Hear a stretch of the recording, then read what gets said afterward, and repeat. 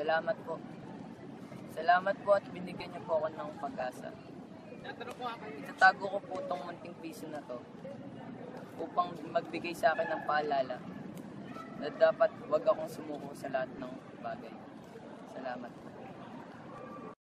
Okay, sigarilyo, bili-bilin po ulit yan. Saan ka sigarilyo? Meron mo ka? Si ano? Anong grabe? Salamat po. Grabe, tapos grabe. Anong grabe? Wala, bilhin tayo. Hindi niya masarap dyan.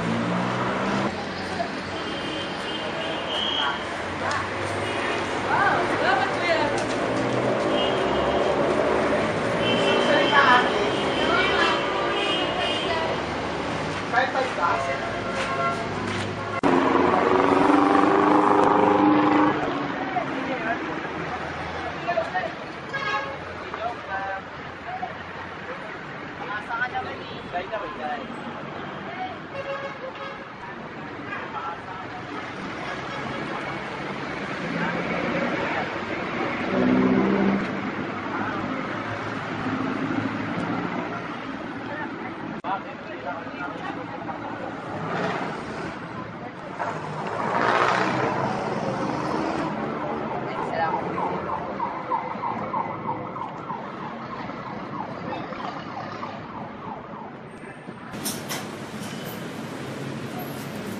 Maraming salamat po at binigyan niyo po ako ng pagkakataon magtrabaho.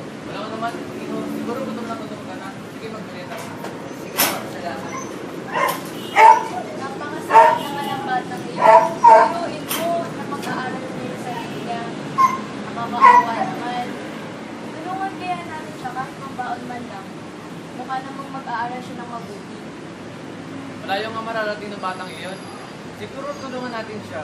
Bigyan natin mga lumang padala na libro ng ating mga anak. Natin ang summa cum laude, si Bernardo Rulian.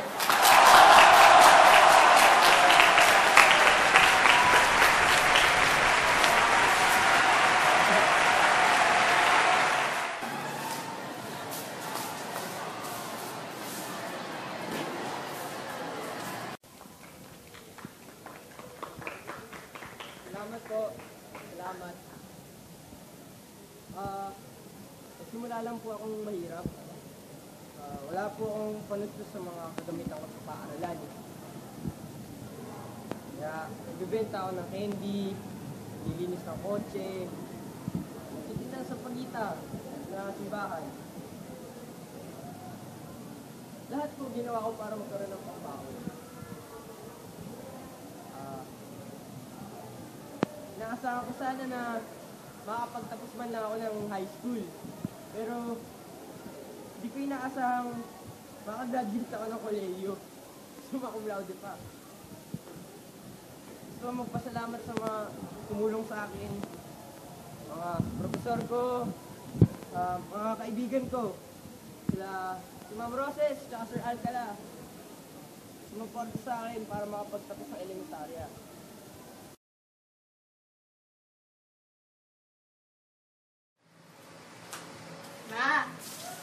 Bernardo po, boyfriend ko since college. It's nice to meet you, Bernardo. Ang dami nang nagkwento ni Ian tungkol sa'yo. Diana, alam mo ba si Bernardo ang summa cum laude nung college sila? Aba, napakaswerte naman ang anak ko, Sir Bernardo. Nagkakamali kayo dahil ako po siniswerte sa anak ninyo. Masaya po ako ngayon na nakilala ko na po. Man, ito na pagkain. Kumain ka muna.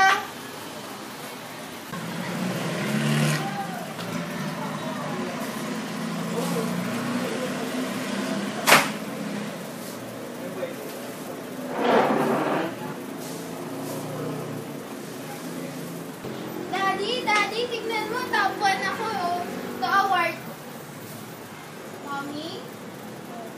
Si Daddy? Anak, wala nang tatay mo. Pumunta na siyang trabaho. Mami, ang gabi na lang natin pumunta yung star mo. Ha?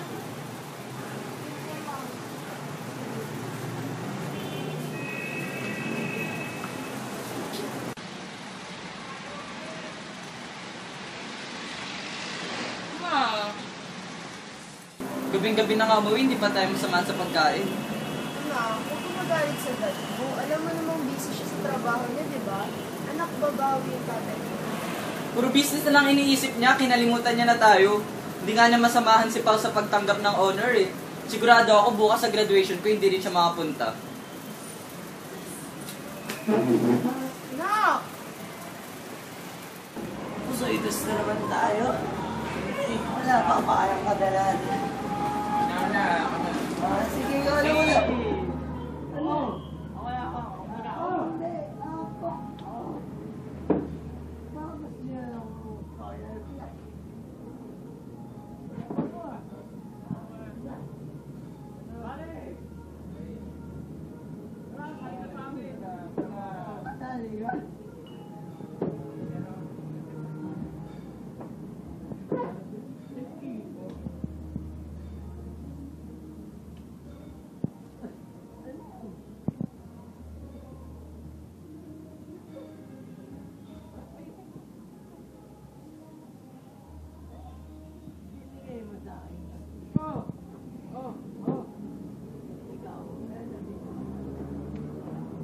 Terol yan.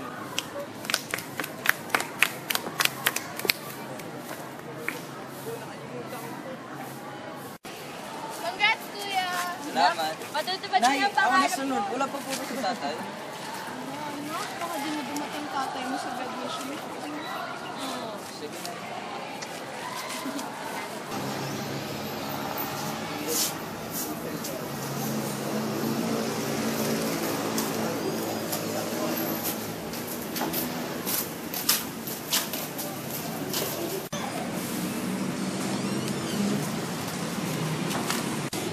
Saan kayo pupunta? Sa bahay ng mga magulang ko. Hindi ko kayo binayagan ha. Bumalik kayo lahat. Wala kang kwentang ama! Ikaw? Lumalaban ka na ngayon? Wala kang kwenta, anak! Ikaw walang kwentang asawa. Hindi mo nga ma-attendan yung graduation ng atin eh. Aalis kami sa ayaw at sa gusto mo.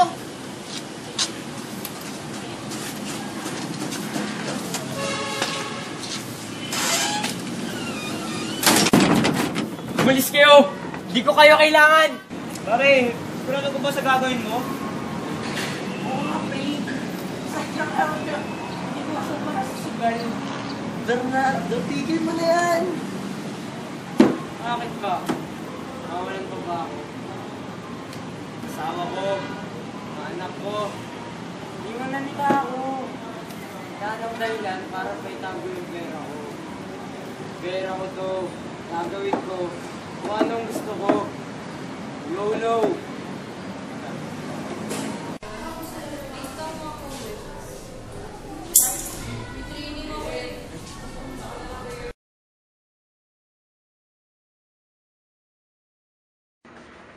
Nay, ba't kayo umiiyak? Ba't ang dami niya rin dalang gamit? Anak, upo ka dito. May sasabihin ako sa'yo.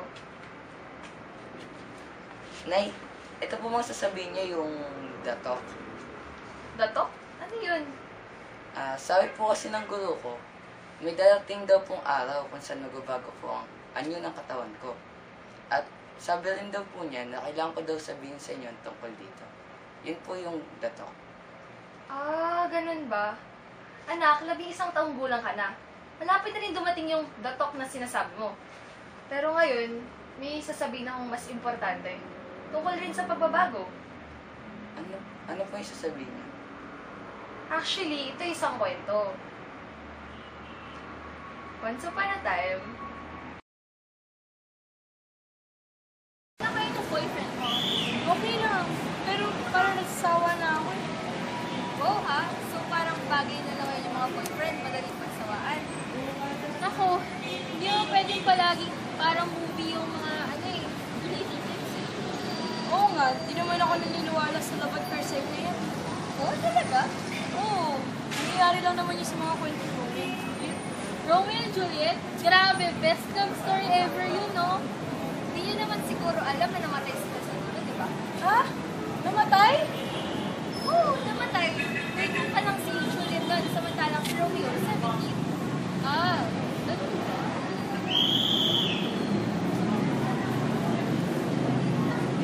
Alam niyo ba, may mga lalaki na hindi pa nakapit sa akin. Baka sa'yo lang. Ay, mo kasi!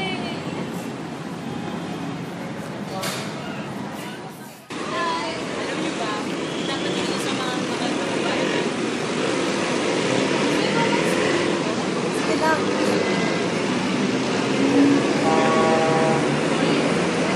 hindi ko naman pinasubukan na rin yun eh. At isa niya kay kaibigan tayo. Ano nga ba sila? Ay, oo nga pala sana. Gusto mo pa rin sila dito? Tara! Bye! Bye! Sigurado ka ba dito? Di ba ito naman yung gusto mo? Dadalawang isip kasi ako eh. Pues, walang pagdadalawang isip dito. Well...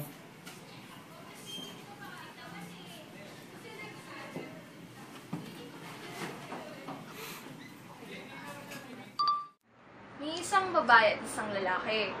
Nagmahalan sila at nagbungay ng isang batang lalaki. Naging buo sila sa pamilya. Yung inay, sobrang minahal niya yung anak niya. Pero yung ama, Namatay pa ba yung ama? hindi anak, pero parang ganun din yung turing sa kanya. Nagkaroon siya ng sariling buhay, kaya napabayaan niya yung pamilya niya. Pagkalipas ng maraming taon, may lumabas pang iskandalo, kaya mas lalo siyang nagalit sa asawa niya. Iskandalo? Walang ganyan sa kabilang buhay. Sa wakas, makakalaya na ako mula sa aking anak tsaka sa kanyang ina. Paalam na! Yun ang kwento natin, anak. Di mo ba napapansin na ang layo na ng loob ng tatay mo sa atin? Kailan ka ba niya huling niyakap? O kaya kinamasa sa pag-aaral? Wala po akong naalala na eh. Pero, pinapalayas na po ba ni tatay? Oo, anak. Patawarin mo ko pero kailangan kong gawin to.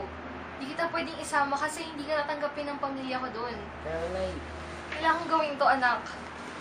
Patawarin mo ako. Nay, huwag niyo po iwan. Anak. Paalam, anak. Nay! Nay!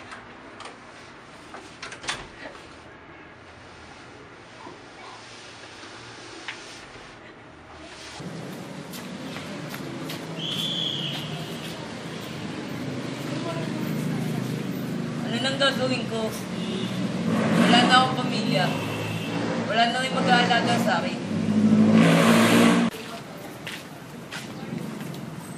Ano nang gagawin ko? Wala na akong pamilya. Wala na mag-aalaga sa akin. Baka may pakailan mo. Iwalan na magulang yan. Yan, Silvin. Alam mo, ganda ng suto. Oo nga, kuya, pero gusto ko siyang tulungan. Walang tumulong sa atin noon, naalala. Walang tumulong sa atin. Magulong-tulungan. Kasi kuya, noon ka ng pananampalataya sa lipunan. Kaya ayoko na magkaroon na naman ng isa na mawawalan ka ng pananampalataya kay Panginoon. Sige, wala mo. Pero sinasabi ko sa'yo, iyakan ka lang yan. Okay na yun. Baka, okay ka lang. Bakit? Anong nangyari?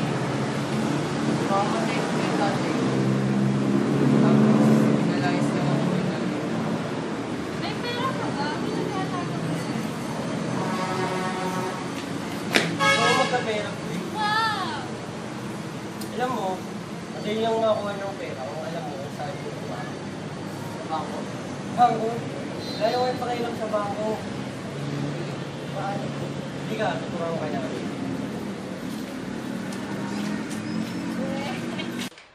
Go. Oh. Ulit mo naman. Pal nyo, meron pa ako eh. Ayag? Ay, hindi namin kakainin yung bread. Hindi po po. Hindi po. Hold agad, pre. Hindi po. Hindi po. Baliktad pa. Ayos Pre, naman. ba naman yan? Saya talaga na ganitong buhay, no? Only girls. Only pera. Only alak. Only moss galing doon sa mga bata. Dodoy! Tama yan, pre. Pre, may baong dala si Dodoy, oh. Pulot ko lang po sa tabi-tabi. Oh, bata. Sama mo yung mga kapatid mo din mamaya, ah. Lilimos kayo. Tulungan kayo, ah. Ito yung anak ng politiko. Hindi. Paano magiging anak yan ng politiko? Tignan mo, gusgusin. Sinasabi ko sa'yo, siya yun. Hindi nga! Asawa lang kita eh. Wala ka sa posisyon kumontra sa akin. Kulit. Alam mo, pre, tama yung asawa mo. Wala kang papanadyo sa batang yan. Kita mo naman, anak nga daw ng mayaman eh. Sino bibigyan ng limos dyan? Kaya mag-alala. Natapos yung pagmumukha niya sa akin, hindi siya makikilala ng kahit sino man. Sige, pre, pagbalik niya. Umalis ka dito, bata. May plano sinasaktan ka. Bilisan mo. Eh, paano po yung pera ko makukuha? Yung pera na nililimos mo, ibibigay mo yun sa kanila. Umalis ka na dito para yung makukuha mo, sa'yo na yun. Bilis! Sige po.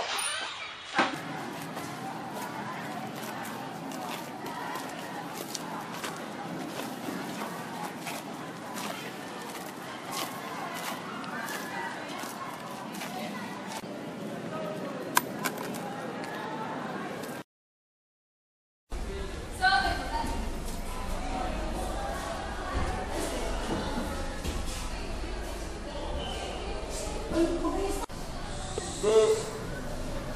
Gusto kayang gawin. Gusto kaya gawin sa pamilya mo. Hindi. Hindi ko sila iiwan. Hindi ako pagaya ng mga magulang ko.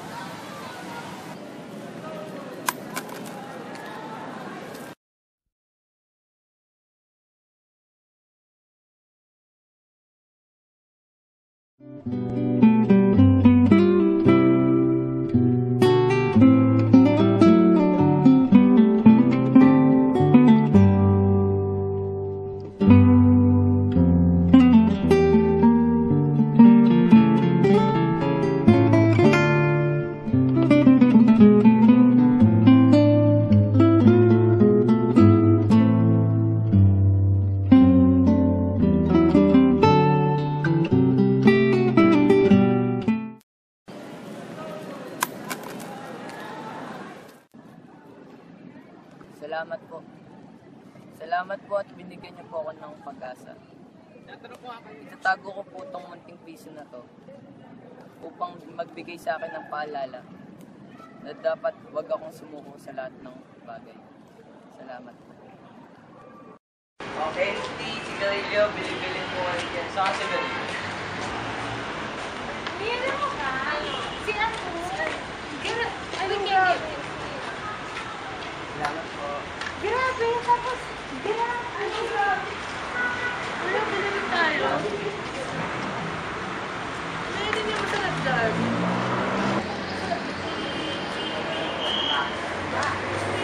Wow, salamat po yan.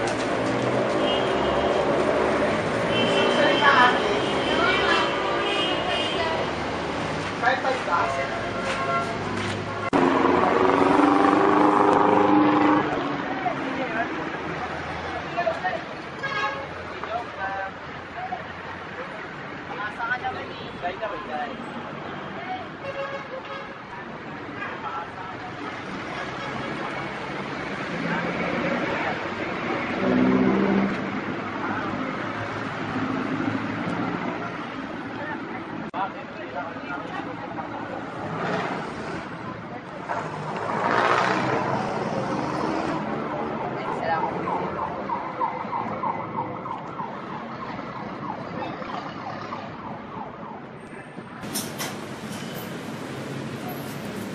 Maraming salamat po at binigyan niyo po ako ng pagkakataon magtrabaho. Wala ko naman, siguro gutom na po